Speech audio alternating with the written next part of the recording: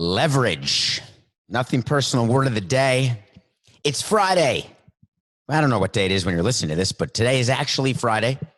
Leverage is the word of the day. Leverage is a word that covers all sorts of sin. Leverage is something that you must have in any negotiation. I think we've spent time, at least I've spent time thinking about leverage and how to get leverage no matter what position you have. The thing you're taught in law school is that no matter what side of an issue you're on, you learn this in debate too, high school debate, no matter what side you're on of an issue, if you cannot find the leverage point, it is going to be close to impossible to prevail. Leverage comes in all shapes and sizes. It can come from the written word, the spoken word. It can come from body language. People talk about tells when they're playing poker. You look for people and what they do when they have a good hand or a bad hand, when they're bluffing, when they're not bluffing. That's all to gain leverage. Leverage is what you do when you find a hole and you expose it and you make it bigger, and you start with your toe and get your foot, your arm, and then your entire body through it. Why am I talking about leverage is the word of the day? Because there's a negotiation going on where both sides are looking for leverage. Both sides have mistakenly thought that they've had leverage at one point or another. And the beat goes on. Who really does have leverage in this negotiation between Major League Baseball and the Players Association? I'm not even getting to the question of who cares about the negotiation, the anger that we all feel about the negotiation, how badly we want baseball to start. And I'm not even talking about the beard challenge. I'm just talking about the reality of men, women negotiating against men and women, owners, players, executives against players, lawyers against lawyers. All you ever argue about, and we talk about it on this show, the number one thing, it's the number one word, it's money. That's all it's about, a negotiation. Anytime you're negotiating, it's about money in the business sense. Personal negotiations, when you're looking for leverage, are totally different. I think you'd agree that in your relationship or when you're making decisions in your personal life throughout the day, it's not necessarily money, but it is about leverage. Hey, you decided where we were going to eat yesterday. I'd like to decide where we're going to eat today.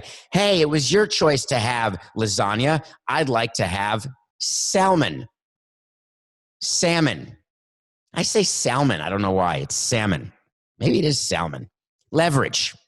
Well, let's do a quick rewind, catch you up to date. If this is your first Nothing Personal, welcome to Nothing Personal with David Samson. If you've just gone on Apple and rated 5 stars and done a review, we're getting close to 1,000 reviews. We're like at 850 reviews. Once we get to 1,000 reviews, we're going to do the 1,000th review, some sort of special gift, a piece of memorabilia. There'll be a mailbag bonus pod that will drop tomorrow, Saturday, June 6th. That'll answer questions that you asked by leaving a review and putting a question in the review. Thanks for telling your friends and for being on this ride. So leverage has happened because in baseball, they stopped. Positive test of Rudy Gobert in the NBA, all of a sudden, spring training stopped. In baseball, different than basketball and hockey, not $1 of revenue had been earned by a team, and not $1 of income had been earned by a player. All revenue, all income comes during the season. The season was due to begin March 26th, was opening day, which seems like, I don't know if I'm the only one, it is very strange. Time is going like a snap of a finger. On the other hand, it feels like years ago that baseball was going to open. We're in the beginning of June right now. We'd be approaching the time where we're almost, I mean, this is hard to imagine. At the end of June, the season would be halfway done already. An agreement was made right as baseball was being shut down, which called for a discussion and an agreement on service time should a season be canceled. It called for an agreement on advance pay of about $170 million that was paid to the players because they were going to not be getting their paychecks if the season were to be postponed or even canceled. The agreement came together in a very short time because there was not a lot of time before the season was going to start and paychecks were going to be missed. Since then, there have been back and forth conversations regarding health and regarding money. On the money side, it's very simple, two sides. The owners do not want to pay the full salary to the players. My definition of full salary, if Aaron Judge is making $8.5 million this year, it's not that the owners don't want to pay him $8.5 million. They're not paying him $8.5 million. They want to pay him a number significantly less than $8.5 million. The players want Aaron Judge to be paid the pro rata amount of $8.5 million. Take $8.5 million, divide it by 162, multiply it. That's the number of games in a regular season. Multiply it by the number of games they play, and that's what Aaron Judge's salary would be. The owners have said, no, we don't even want to pay that. They've had proposals back and forth. They've entered into basically a negotiation, almost like a full collective bargaining negotiation, trying to figure out how to get the season started economically. And the problem is no one really knows what the season will look like economically. Just yesterday, we told you the Texas Rangers can now have 50% capacity in their new stadium. The Houston Astros can have 50% capacity. The other 50% will all, of course, be recyclable garbage cans. So they're allowed full capacity while the Texas Rangers only get half capacity. That's an amount of revenue that will be in addition that other teams will not have access to because there's teams that will not be allowed to have fans. Their governors and their mayors will not allow fans, but they will allow games. It's hard to imagine fans going to to City Field or to Yankee Stadium or to Dodger Stadium or for the White Sox, the Cubs, Wrigley Field. I could go on. So what is Texas going to do with that revenue? That's another issue for another day, but they're going to have to share that revenue with teams and with players. But baseball's not even ready to talk about that. They're not even ready to decide whether the Texas Rangers can have 50% capacity in their new ballpark. The owners were told that the players wanted to play 114 games. The players want to play 114 games because they believe they will get paid per game. Their regular rate, if they play 114, they will make 114 out of 162 of their salary. The owners said no, they wouldn't even counter. Then the owners leaked and had a conversation with the union, not an official counter proposal, where they said, you know what, how about 50 games? Well, the players responded yesterday, and boy, did they respond quickly, swiftly, and in a very depressing way for those who don't listen to Nothing Personal. Tony Clark, the executive director of the union, and Andrew Miller, who's on the executive board, both had comments. The statement from Tony Clark started with exactly what you start with when you're trying to elicit public support and gain public sentiment in this time of unprecedented suffering at home and abroad. It's perfect, right? You say that, you are putting in perspective. We understand that we're millionaires fighting with billionaires. We understand that you don't care. We understand that we are but a tiny cog, if not insignificant. This is not where baseball can be used for healing because we're post 9/11 and we need baseball on the field so we can feel good about ourselves and patriotic as a nation. No.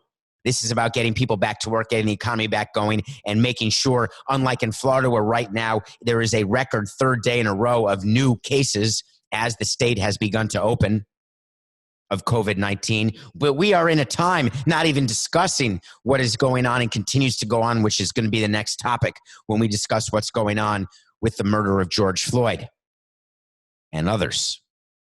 But when you say in this time of unprecedented suffering at home and abroad, you are saying, we get you. No leverage given, no leverage gotten. We want nothing more than to get back to work and provide baseball fans with the game we all love, but we can't do it alone. True, they can't do it alone. Players need owners. Query. We talked about it at owners' meetings quite a bit. Here's how the conversation would go. How badly do we need these players? What about back in the day when replacement players, back in 94, 95, do you remember replacement players, the concept where minor leaguers and certain players who crossed the picket line who then ended up becoming major league players? There's an example of a player who crossed the picket line, Coca. We didn't talk about it before the show. Check Kevin Millar. Kevin Millar, who played for me in Florida. Great guy, fun. What a fun. I've seen him many times since he left the Marlins. Well, he didn't leave the Marlins. We made him leave the Marlins. He was a player. I believe he was a replacement player.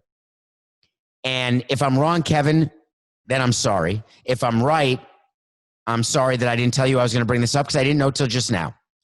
But when you become a replacement player and you end up being in the major leagues again, just so you're aware, you do not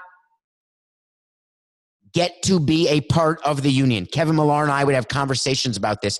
Being in the union means something to players, not because they are represented. By the way, Coco just confirmed that I was right about Kevin Millar. I had that in my mind. When you are a part of a union, it's not that you just have someone negotiating on your behalf. You actually pay dues to be in that union and get paid money. Those players make money. All of the uniforms that you buy, all of the hats, all of the shirts and sweatshirts and sweatpants and keychains and shot glasses, all of that you should only buy from licensed providers. All the guys who are selling you stuff on the street outside a ballpark, and we'd always get in trouble. We'd get yelled at by fans. Why are you shutting that down and making that man leave? He's just trying to make a living. Well, I have an idea. If you want to make a living selling things with my logo on it, become a licensee and have the legal right to sell those items. But in the meantime, get off our property and stop selling it because we're going to shut you down. There's a whole department in baseball that basically spends its time shutting down people illegally selling merchandise and using the logos and the trademarks and the copyrighted logos from teams. So, Kevin Millar, as part of the union, you get paid. Excuse me. I keep saying excuse me when I hit mute. You get paid as a member of the union a amount of money every year in licensing, and it's not insignificant, and it is not according to how rich you are, how long your contract is. It is evenly split. Players make a lot of money from licensing, whether you sell your own jersey or not. So Aaron Judge gets as much as John Doe. When you're not in the union, you don't get that. You don't get the protections of the union. So the union obviously wants to play baseball. And we would always say to ourselves, could we play with these replacement players? Would fans still buy tickets to watch baseball with players they didn't know? Well, we used to test that with the Marlins a lot because after every fire sale, we'd have a full team of players that no one knew. As a matter of fact, next week is the MLB draft full of players that no one ever knows. Would you pay to see those players? When you go to minor league games, you're paying to see players you have no idea who they are, but you believe they have a chance one day to be in the major leagues. Some of them, if you only knew how few. But you go for the experience, you go for the night out, you go for the fun. But replacement players without fans? Then the question is, would the TV networks pay to show those games? And my answer is yes, they would, because those networks have a responsibility to deliver live content and live programming to the cable companies and to the networks who pay them for their product, which is sports. Would Major League Baseball actually replace all of these players with replacement players? And do you think that that is unique to this union? It is absolutely not. There's conversations all the time when flight attendants strike. Don't worry, we'll hire new flight attendants. When air traffic controllers strike, don't worry, we'll have new air traffic controllers. When sanitation workers strike, we'll get new sanitation workers. When baseball players strike, no problem, we'll get new baseball players. It's not going to come to that, but that is a piece of leverage. The players believe the leverage is on their side, and they go on in their statement talking about how bad the owners are for trying to give the players a second significant pay cut and dramatically shorten the 2020 season unless players negotiate salary concessions. Yes, that is exactly what's happening. Commissioner Rob Manfred is going to implement a shorter season unless you agree to a larger pay cut than the pro rata reduction that you've had. I use those words purposefully. You have had a reduction, not a cut. There's been a reduction in the amount of games that you will play. Therefore, you've had a reduction in your total pay. Now, there needs to be a cut in your pay. The union is claiming that the owners are threatening to implement a shorter season, that they're not countering. We told you on Nothing Personal. Tony Clark, why aren't you paying attention to Nothing Personal? You don't have time? It's 45 minutes. Actually, Coca breaks down the segments. We can give you the exact time of the show when you should listen to the following statement. The leverage that you think you have, Tony, is infinitesimal compared to the leverage the owners have. It may not be fair, it may not be right, it may not be popular.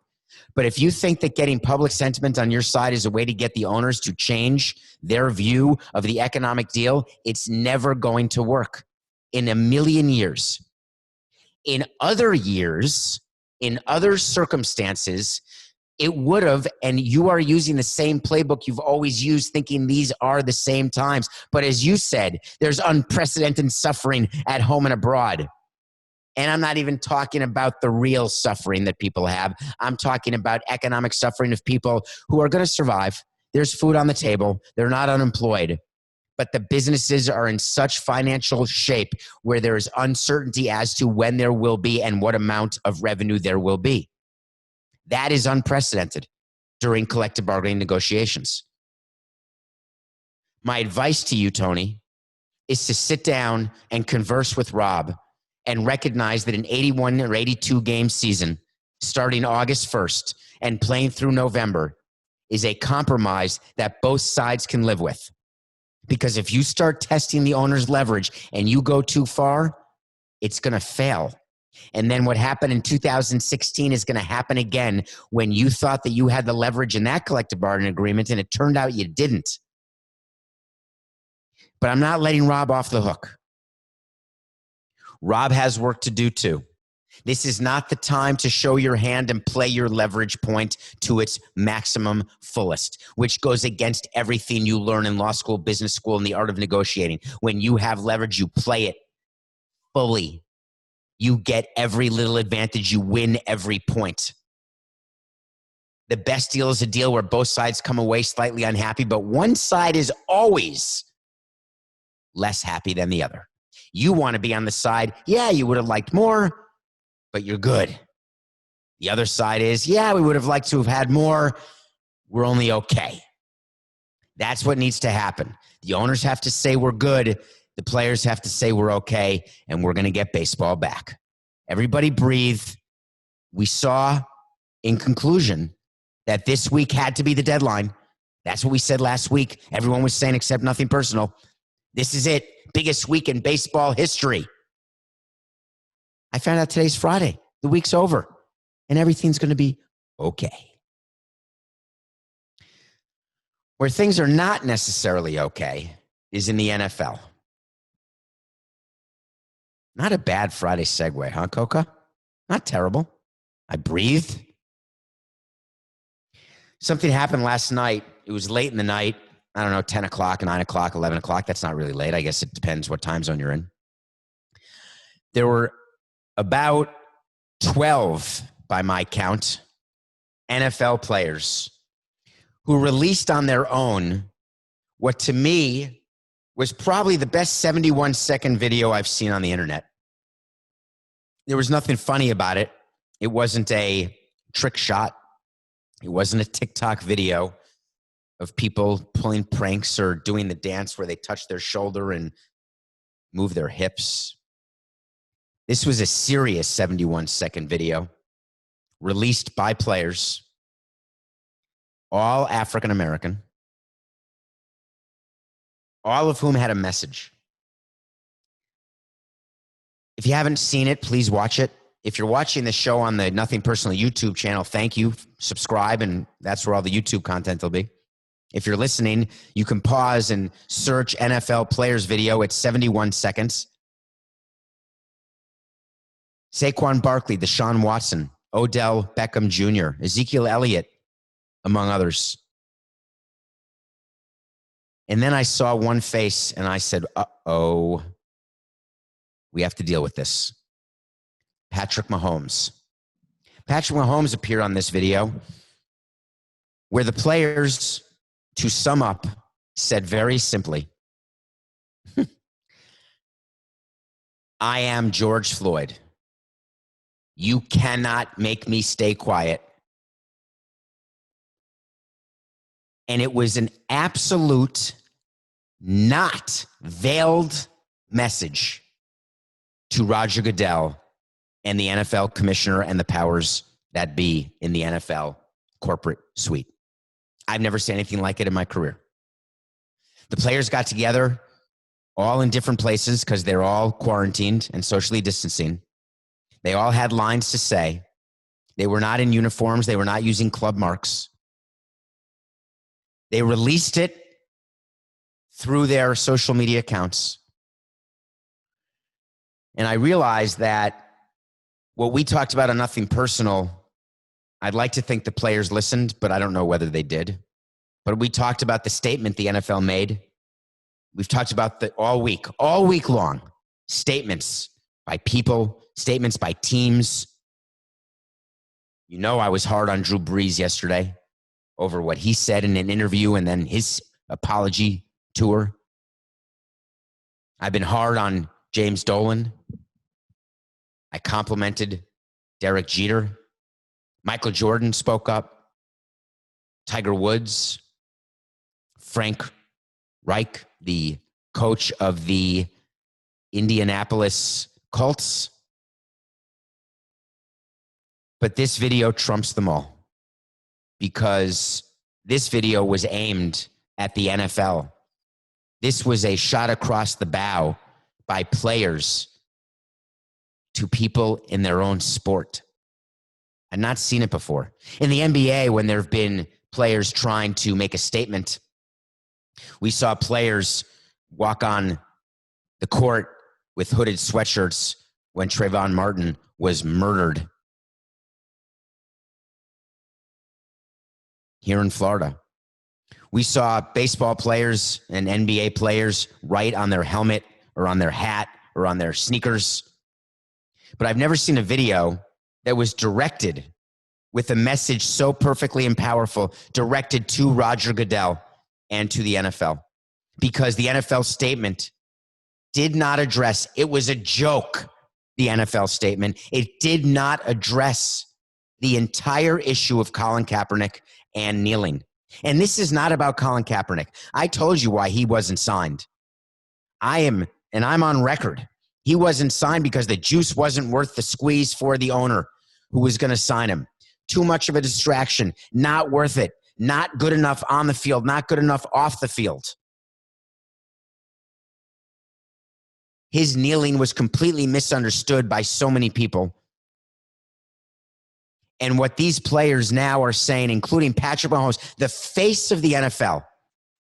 That's why I saved his name for last, because you need to understand when you're the commissioner and you see this video, you start sweating. You immediately convene a phone call with your PR people, with your HR people, with your ownership allies, his go-to owners. And you say, what do we do now? I need an answer in the next hour. We cannot let this video stand without some sort of response. What direction should Roger Goodell go? And it's so obvious to me. And they haven't even, as of the moment I started doing this episode, the NFL had not acknowledged this video. They had not retweeted it, whereas everybody else is retweeting it and looking at it. They had not come out with a new statement. They had not done anything publicly. When you're faced in a situation like this and you're the commissioner of a league, there's a basic principle that says it's better to be right than quick. And I would always tell people, whether it was our owner or our baseball people or our PR people or people in the commissioner's office, I agree it's better to be right than quick. But in certain circumstances, it's really important to be right and quick. And to be right and quick, you have to have a small amount, a pyramid. I'm making a pyramid with my hands, a pyramid-like power structure where someone is responsible to make a decision and execute that decision quickly. There can't have to be meetings and Zoom calls and conversations that go hours, days, weeks. What do we do? How do we formulate this? What should the statement say? When do we send it out? What time of day? Do we retweet it? Do we just put it on our Instagram? Do we put it on our Twitter? What about, should we do a TikTok video? No. Who signs the statement? Should it be players, staff, coaches, minorities, all minorities, no minorities, some minorities? Just me, Roger Goodell, nobody, just the Shield. In this instance, Roger Goodell needed to take over control and say, not only are we retweeting this, we are going to admit that our initial statement was wrong and insensitive and did not properly answer to the issues and problems that our players face every single day. And on top of that, we are announcing right now that any player who wishes to kneel for the national anthem or in any other way assert their First Amendment rights, as we all try to walk this tightrope and use this moment as a catalyst to bring about change, our players will have the ability to manifest that internally or externally as they desire. And we start with the national anthem. Because you know what's going to happen the first preseason game, the first regular season game? All eyes will be on the national anthem. You think the anthem will be something that's played off the air? Every broadcast of every game is going to show the anthem, and there will be a camera going across the sideline of both teams. Who's kneeling, who's not, who's on the bench, who's not. The NFL could put a stop to that by saying right now, it is the right thing. If you want to kneel, you kneel. That doesn't mean we're not honoring our veterans. It doesn't mean we're not honoring the flag. It means we're acknowledging the problem that we have. And Roger Goodell is making it worse. These players felt they had to make this video because they were not being listened to. They weren't being spoken to. There were a bunch of empty words on a statement. And many, many companies are going through the same thing. Even I, this week, I did a show where I said, I won't be silent. And it was a quote from Martin Luther King. And that's why I spoke. And I realized that I could have even been better. And I've done a lot more listening this week than speaking, although I nothing personally think I'm speaking the whole time, 45 minutes, because I am. There's no studio audience. There's no one else here. Coca, as you know, is here 50 to 60% of the time at best, telling me when I'm wrong about stuff. So yeah, I'm doing more speaking, but off the air, I'm doing a lot of listening and a lot of reading and a lot of learning. Roger Goodell has this moment right now to respond, and he can't wait much longer. Or else the NFL is in danger of hurting its business in a way that they're not fully comprehending, because you don't want to be on the wrong side of this issue from a business standpoint.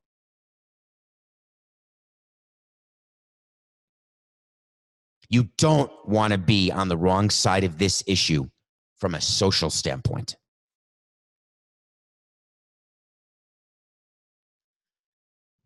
The NBA announced yesterday that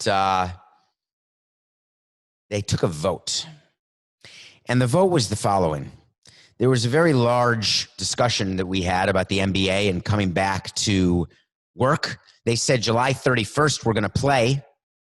And we're going to play in Orlando. And that was fine. I was happy about that. And there's going to be training camp starting soon. First, you're going to go to your home city. Then you're going to go to Orlando, practice for 3 weeks. Then we're going to play 8 regular season games. We're going to seed each other. You seed each other. That totally sounded sexual, and it did not mean to be. We are going to discover and play games to have seeding in our playoff tournament.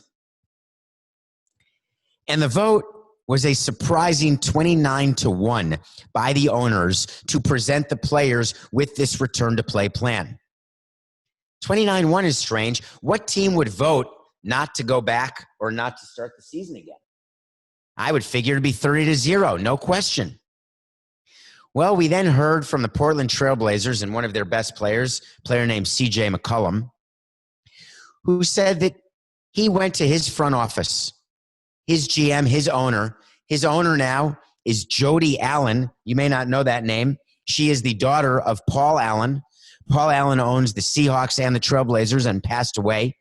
And now the teams are run and operated and owned. It's Paul Allen's sister. Thank you, Coca. Appreciate that. His sister, Jody, now runs the teams. CJ McCollum went to Jody Allen and said, you know what?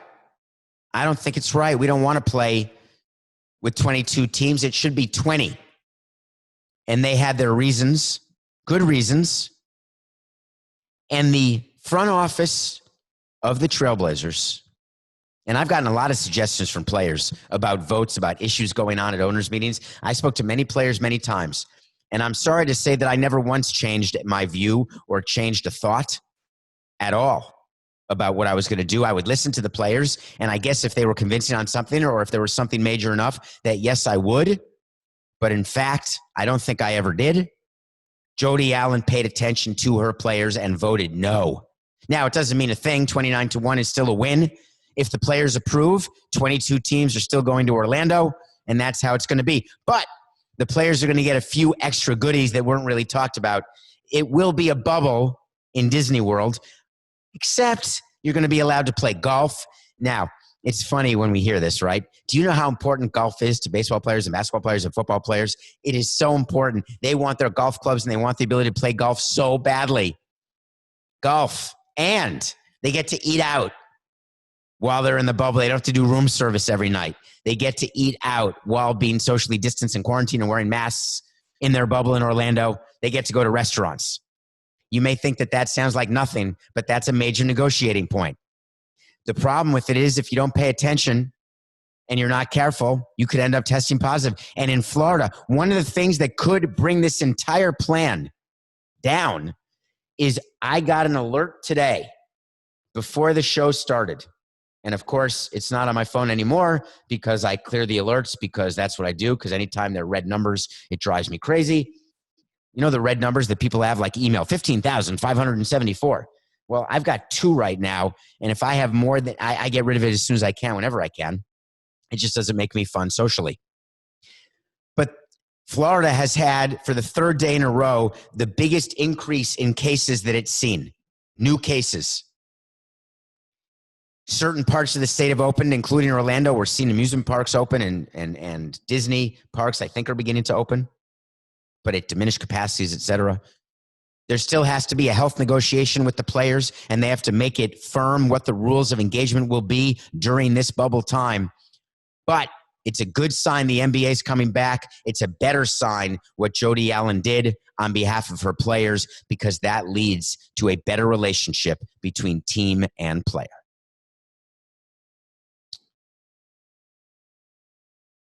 Okay, so Coca and I put the show together, and there are times that things happen during the course of a show. Coca hears something, learns something, and asks me whether or not I want to talk about it. So I'm talking about a topic. He's talking about a topic. It's a different topic. I'm trying to stay on the topic I'm talking about. And this is a topic that that he's telling me about that I want to mention because it seems awfully important. And this is about a soccer team, the Los Angeles Galaxy, that they released a player, and they must have released the player today, which is why Coca's giving me this now. They must have released the player now. They released a player signed in December because his wife made racist remarks on social media. Wow. The player denounced everything she said, but the team just released him. His wife's name, his name is Alexander Katai. The player's name is Tia Katai. The wife's name is Tia Katai. She made posts including a profane call to kill protesters, calling them disgusting cattle in Serbian. This is the wife of a player. And the LA Galaxy have now released that player who they just signed. Admittedly, I don't know whether he is a star for them or not. If he signed as a free agent, I'd have to assume he's someone they wanted and needed. And this shows you, as I'm reading this and explaining to you what's happening, sometimes a team, and it's never happened, but sometimes a team has a discussion about a player, his family, a player's agent, a player's representative, a player's company a company that a player endorses. It had never risen in my career to the point, ever, where we would release a player for something someone else did in his circle. We would talk to that player. We've had plenty of player wives who have posted some things that were not acceptable to me. None of them I would consider racist at all, just in general, ridiculous. But now owners and presidents are faced with a brand new issue. And the brand new issue is that how far does this circle go? We know that if a player would do anything that is racist, and I mean anything, no matter if you're the best player on the team or the worst, that player's gone. An immediate release. It's not like with DUI where you think about it, or domestic violence where you shouldn't have to think about it, but people do. In this day and age, and this is called progress, you're going to be racist. You don't have the right to earn a paycheck from a professional team. Now we're on to the wives or significant others. Is it a reflection on Alexander that his wife is a racist? I ask you, could you be married or have a significant other who's a racist and not be a racist? You could have a significant other who has different political views than you do. You can have a significant other who likes different things, has different values, different ways of raising your children. How many people fought about how to raise your child? No, he can't watch TV. Yes, of course he can watch TV. No, that is inappropriate. You can't go see an R-rated movie. Of course, it's only a pair of breasts. But I don't want him to see a gun. No, it's got sex. I get it. But how can you be married to a racist? That I don't get. Guilty by association. I would have released him too. Players take note. Employees take note. Everybody should take note. You are who you surround yourself with. When we come back, I'm going to do a review because every day I'm still watching movies. We'll be right back. I'll tell you, I do enjoy watching movies. And I've been watching very serious movies for the last week or so. But I'm also having time to watch some movies that are just interesting to me. I came across this movie called The Goldfinch. The Goldfinch is a book, a Pulitzer Prize winning book. I had never heard of it, the book, because I hadn't. And the cast, it was, by the way, marketing's everything. So you turn on the TV, I've got a movie to watch, I have shows to do and reviews to do, and movies suggested for you. Trending, new releases. They really know how to get you, right? I don't exactly know because I've watched one thing. I guess actually there's some great algorithms when you watch certain things and then they have suggested other things you may watch that are just like the things you watch and you realize, wow, that went too far. Sorry. I mean, that's funny. That's funny. So The Goldfinch was suggested to me. I watched the trailer as Nicole Kidman, my second Nicole Kidman movie of the week or maybe the last 2 weeks. A movie I can't believe I hadn't heard she was in. And the guy from Baby Driver, who I loved. I think his name is Ansel Elgort. I'm saying his name totally wrong for sure, but that's who he is. He was in Baby Driver. I think he was one of those teen movies too. I can't remember which. Maybe not. I get everybody confused. But the reality is this is a movie about a kid who goes to the Metropolitan Museum of Art in New York City with his mom. A bomb goes off and his mom dies when he's a kid. The kid is basically left practically an orphan until his dad, played by Luke Wilson from Old School, re-enters the picture as a gambling addict who had left his family and now needed money, thinking that he had been left money by his dead mother. Jeffrey Wright is in the movie, who, if you've ever watched Source Code, with Jake Gyllenhaal and Michelle Monaghan. Jeffrey Wright plays a Army scientist and doctor. He's a phenomenal actor. He plays a woodworker who takes in little Ansel Elgort, played by an amazing young actor. And the movie goes on to explain how his life got shattered because as he left the Metropolitan Museum of Art, he was handed a painting called the Goldfinch, which is a bird, not a thorn bird, but a bird nonetheless. And he never returned it because it reminded him of his mom. And the painting had gone missing and it had been declared gone in the bomb and destroyed. Yet the goldfinch had lived for hundreds of years, being passed from one museum to the next and one holder to the next. And it's a whole movie about how the goldfinch could get possibly returned and what became of Ansel Elgort's life and this boy who loses his mother and becomes basically an orphan. The movie got panned widely. I happen to have liked it. I found it interesting. I love movies about paintings, and The Goldfinch is a phenomenal painting. Nicole Kidman plays the mother of a friend of Ansel Elgort. Yes, right? And so you see her as she ages, as Ansel ages, and her job is to be his mother helper, basically, substitute mother, ends up becoming potentially his mother-in-law. Yeah, it gets a little weird at some points. Goldfinch. There are more important movies to see, but if you need a break, it's okay. It's worth it. ML Beard Challenge Day 82. We're at 82 days of these beards. We posted something on Instagram at David P. Samson, me and Coca Day 1 and me and Coca Day 81. I think that Coca people are unanimous that your beard is not perfect. Now, granted, you've got issues that are somewhat beer related and somewhat not, and so do I. But where I get you 1-0, my beard's coming in just a bit better. So, we are giving,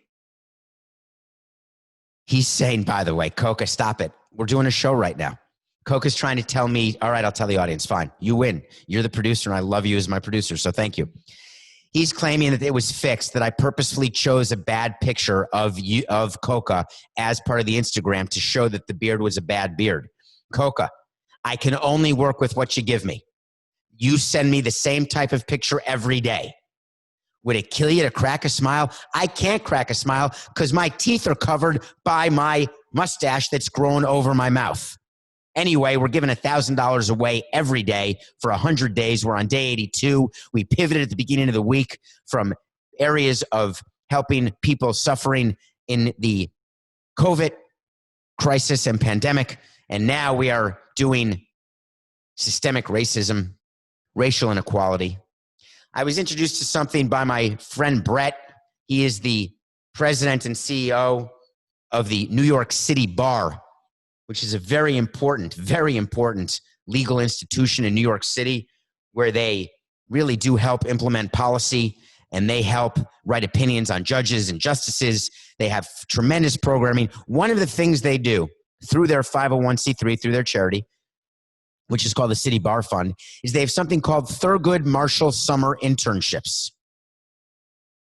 The Thurgood Marshall Summer Internship Program places diverse New York City public high school students with legal employers for the summer. It gives students who have no previous contact with professionals in the working world, it gives them a chance to get exposure and preparing them for a potential legal career. They've gone on to work at law firms and government, for public interest organizations, for other employers. It's exactly the type of program we want to give $1,000 to.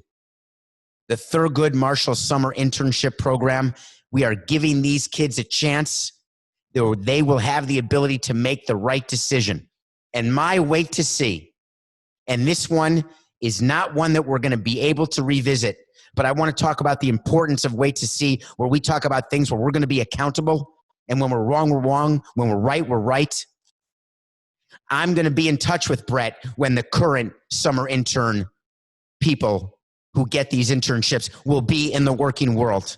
And I guarantee you that those kids given this opportunity to be in the Thurgood Marshall Summer Internship Program, there will be kids who will pass the bar one day and be lawyers, and they will have made choices and have been given opportunities that help, and that's what we should all be doing.